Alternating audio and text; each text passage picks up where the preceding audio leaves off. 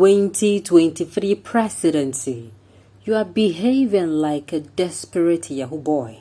Adeyanju attacks Osinbajo. Welcome to the news, and please subscribe to our channel to get notified when we post hot juicy news updates. Please click on the notification bell.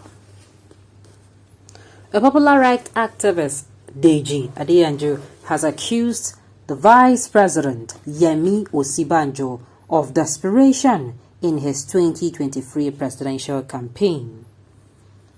Adeyanju accused Osinbajo of behaving like a desperate Yahoo boy. The Abuja-based lawyer reacted to Osinbajo's recent promise to end the up-NEPA chorus and give Nigerians broadband internet if elected president in 2023.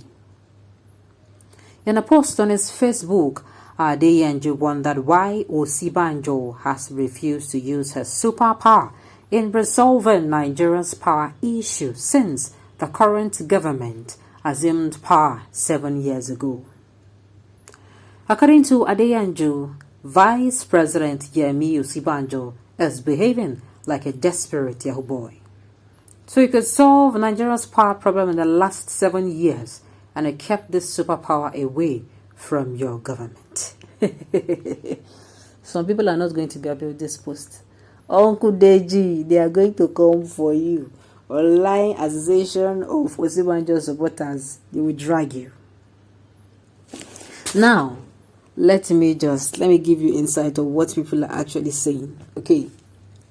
Adeyanju, you should understand that Osinbajo is only the VP. His powers are limited, and more so, he could offer such superpowers, like you call it, and it is not accepted or welcomed by the YAH00 cabals. I am also taking this into consideration. Look, I'm not saying the VP is not, how am I going to put it now? I'm not saying I don't know that the VP power is limited. This man, he works only on the power that is delegated to him. He's just there. His office is just like, I'm so sorry to say, but the office of a bench warmer.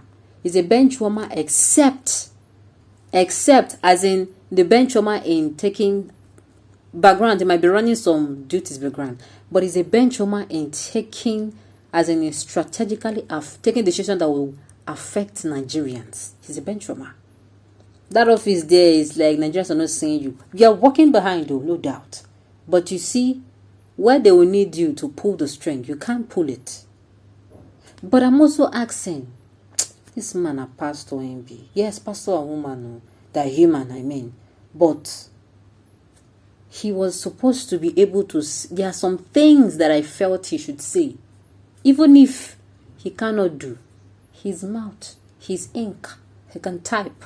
He can speak to us in such a manner that this thing that is going on in this administration, I no support him. That is where my point is coming from. Fine, you cannot deliver. Can't you speak? Can't we have leaders who will go into leadership, and when they have tried their best to solve situation and it does not work, they said, you know what, I won't be a part of this, and they quit. Please, when is Nigeria going to be having such leaders? Instead of me to continue and this blood will be on my hand, as I wash my hand off and I leave it for now. Can't we have such a leader? That is where I'm going to. Many times things happen, we expected the vice president to speak. Even if you're not going to be plain, please just diffuse it. There is a way you this man is a professor. He knows, he has his way around what. That is what I'm saying. At least not every time, but drop it. Let it, you can know how you coin it in. You don't do that. He does not. He feels very comfortable. And to even make issues worse, he's coming out to say he wants to continue the Buhari project. I'm like, if you're coming out to use Buhari project to campaign, please, can you help yourself by specifying? Because Nigerians, the Buhari campaign we are seeing is economy decay. We are seeing insecurity. We are seeing our educational sector collapsing. We are seeing the health sector collapsing as well.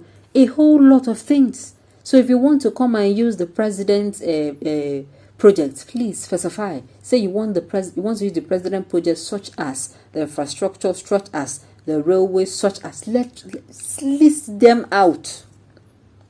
State the one way you want to use, so that we're not going to misunderstand you. That is it.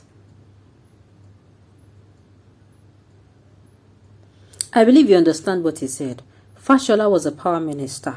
The Super VP could not sell him the idea for APC to continue ruling. He couldn't solve the problem even as the economy hit. Exactly what people are also saying as well. If you say fine, if you talk to Oga, he's not going to listen to you. What about his ministers? No defense. What about ministers? There's some ministry where at least you could reach out to. You can at least, though you're not going to force your ideas on them. Of course, it's obvious you're not going to force your ideas on them. But you're also going to light up that spark. He was too quiet and calm, for crying out loud. Yes, he needed to be a good VP. Yes, he sacrificed what he would have done for him to be able to come out to be Nigerian president. And we don't want that. We want somebody that will be willing to sacrifice his position for Nigeria. Yes. People go say, what Nigeria don't do for us. If no one person must do them, whether we like it or not. There must be someone who is willing to, you know what, see this VP status. But this policy, I'm not going to be a part of. You're lying. There is no way the president, the vice presidents can be ignored in a matter as critical as power. The government is desperate to solve the problem that they will welcome any plausible plan. More so, he and the minister in charge, Fashola, come from the same political family. Osinbajo is clueless, pure and simple. A lot of people are going to drag, as in they're already dragging him online. They're already dragging Osinbajo online. I was even thinking that they're going to go after the angel. Well, this is somebody attacking him. Okay, here it goes. YAH00, I have regards for you, but this time you talk like you're ignorant of the highest order. I wonder if you understand very much the meaning of the word deputy of vice, which I expect you, of course, to. As a deputy of vice, loaded with good and reasonable ideas, and you present and share with your boss, such boss has the prerogative to embrace or jettison your presentation. What blame do you lay on the innocent vice? Osinbajo, please. Okay.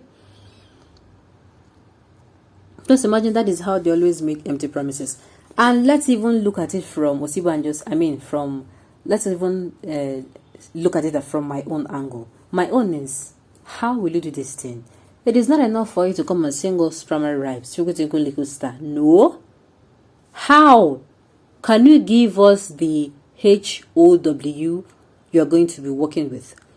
Materials you're going to be working with? People you're going to be working with? How you go to ideas? How you have been studying? Can you give us a step-by-step detail? Let us know that this person really, he wants the best for our country. Until I see our candidate show us the how they can do what they say. Till then, we're yet to get our candidate. On this note, we have come to the end of the news. We say thank you for tuning in to listen. Until I come here next time, enjoy the rest of the day.